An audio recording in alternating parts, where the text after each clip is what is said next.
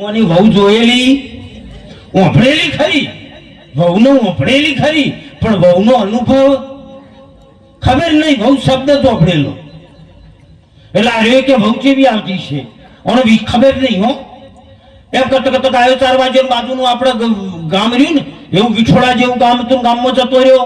ગામમાં જો એટલે તરા લાગી હતી, બેનું પાણી ખેંચતી હતી. બેન કે પાણી પાજો એટલે પેલી બેન જે પહેણી હતી ને એના અંગાજી એ પાણી પાઈ કે વંચમ આયા. બેન ઓળખી ગઈ કે વંચમ આયા છો એટલે ઓની ફટ લઈને ફેરવી વાળ્યું કે તમને તેડવા બદલે તમને ફેરવતા આવડવું, કોઈ વાતને પકડી ના રહેતા. ઘરમાં જો બે માણસ ડફો થાય ને તો ફટ લઈને આપણે ફેરવી વાળવાનું. ભાઈ હોય કે બેન હોય, જો બેન એવું બોલતું હોય કે આ એમ મને એવી નહીં, આપણે સમજી જવાનું. ના આ સમજે એવા ના હોય તો તમારે સમજી જવાનું. પણ જો બે હમા આવી જાય તો ડખો થાય કે ના થાય? જો કે હવે તો રહ્યું નહીં લગભગ. હમણાં મને એક ઠકાણે હું ગામમાં જ કીધું હતું અમારા વિસનગરમાં કે બાપુ 40 વર્ષ 30 વર્ષ પહેલાના જે પરણીને લાયા હતા ને એ વખત હાહુ ખરાબ હતી. એટલે કે આમ ના બોલવાનું બોલતી વહુ ને તોય વહુ પડી ગઈ હતી. અને હમણાં 30 40 વર્ષથી આ બાપની જે આ પરણી હોય આવી છે ને એના છોકરાની વહુ આવી છે ને એ વહુ ખરાબ આવી છે. તે વાયાને બે બાજુ દુઃખ નહીં, હાહુઓનું વેઠ્યું.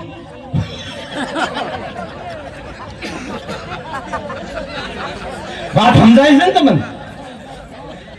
આ બે પેઢી વચ્ચે જે વચ્ચે આવી ગઈ ને એને હુડી વચ્ચે ખોપારી થઈ બાપની. હાહુ એવી મળી હતી એનો ત્રાસ ભોગ્યો અને હવે વહુ એવી આવી છે. તમારે આ બાજુ તો નહીં, અમારા એ બનાસકાંઠામાં તો પાલનપુર પાસે તો તમે જતા રહો તો બાપડીએ વાડામાં નીકળી દીધી છે. રોશિયન અને દોહન બેન વાડામાં પડી રહેવાનું. વહુ દોવા ખાલી આવે એક્ટિવા લઈને દૂધ લઈને જતી રહે અને આખો દાડી વાડામાં રહીને હું પછી મને કે મહારાજ અમે શું પાપ કર્યા છે? હું કોઈ પાપ નહીં. પેલો તમારો ખાટલો ચો રહેતો ઘરમાં, પછી પૈણીને આયા ચેડી તમારે 1-2 છોકરાની માં છે, પછી કે વહરીમાં આવ્યો, પછી કે વાડામાં આવ્યો ને હવે વાડામાંથી સિદ્ધપુર ભેગા હવે ઘર બતાવે. પૂરું થઈ ગયું. એમ રબારીનો છોકરો જો એટલે કીધું કે તમે ચમ આવ્યા છો? પેલા ફેરવી વાળ્યું હો કે તમને તેડવા માટે. તો કે એમ પેલી બેન થોડી સમજુ હતી, હોશિયાર હતી. એ કે એમ તેડી ના જવાય તો ઘેર આવવું પડે, મહેમાનગતિ કરવી પડે, 1 દાડો 2 દાડા રહેવું પડે. અને પછી અમારા બાપા અને અમારા બહેન એ છે ને મમ્મીને એ તમારા હંગાત મેલું તો પેલો કે ઘેર આવું. આ તો ઘેર ગયો ભાઈ.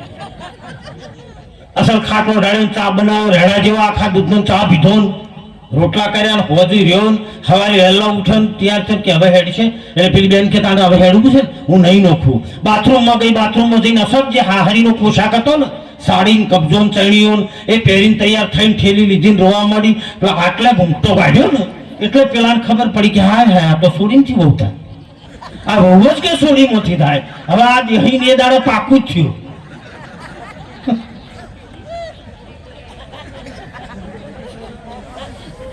એમ ઘણા નહીં સમજાય ને, પણ ભજન એવી વસ્તુ છે આ જેવી તેવી વસ્તુ નથી. કોઈ ગુરુના શરણમાં જજો, ગુરુના શરણમાં જઈ અને વચનને લેજો અને વચનમાં લઈને પછી એનું અમલ કરજો અને એક નિષ્ઠા ઉપર રહેજો. તમારો બેડો પાર કરી નાખે ગુરુ. પણ જો વચન ઉપર વિશ્વાસ હોય તો ગુરુને પદવી તો ગુરુ ગુંगा गुरु बावरा गुरु देवन का देव जो तू शिष्य साणा है तो कर ले गुरु की सेव. કરતા કરે ન કરી શકે ને ગુરુ કરે સો હોય. ભગવાન પણ જે કામ ના કરી શકે, પરમાત્મા પણ જે કામ ના કરી શકે એ ગુરુ કરી નાખે. પણ જો તમારે ગુરુ ઉપર વિશ્વાસ હોય તો, અને એને ગુરુ કીધા છે. હો અત્યારે તો ગમે એક ગુરુ જે રાફડા ફાટ્યા એની વાતો તો આવતા જ નહીં. હા શેરીએ પડાવો, હાથને કોઈ ફૂંકાવો, કોણ રોકડા હોય તો રોકડા આલજો, નકા આલજો ધોન, એવા ગુરુ પાસે ના થતા. ઢકણા રોમને પૂછડામાં અત્યારે ગોમ ફાડ્યા છે. એ ગુરુ નહીં, એ તમારા પૈસા પ્રોપર્ટી બસ એને પૂજાવાની લાય છે. ગુરુ પૂજાવાની લાય હોય જ નહીં. ગુરુ બાળક જેવો હોય, તમારા ભેગો બેહાત એને મોટી ના હોય, મોટી વાત ના હોય, એ તમારા નાના બાળક જેવો બાળક બની જાય. એ ગુરુ તુલ્ય છે. એને મોટી ના હોય એને ગુરુ, એ ગુરુ કીધો છે. આપણા ગામમાં એ ગુરુ મહારાજ અહીંયા રહ્યા, કેટલા જીવોનો ઉદ્ધાર કર્યો છે. આ પાંચસા ગામની પવિત્ર અને ધર્મનગરી આ ગામ. અને હું તો એમ કહું છું કે આ જે એરિયા છે ને એ સંતોનો એરિયા છે. ગુરુ મહારાજ જ્યારે અહીંયા હશે ત્યારે લાઇટોનો જમાનો નહીં હોય, આ દીવડા નહીં હોય તો છતાંય ગુરુ મહારાજે એ જગ્યામાં બેસી અને એ ધૂણી ઉપર એ ધૂણીની ભભૂતિ અહીંયા લગાવી અને એક ભજન કર્યું છે. આ ગામના કેવા આશીર્વાદ આપ્યા છે તમે એ તો વિચારો. એ અલગારી પુરુષ જે મહાપુરુષ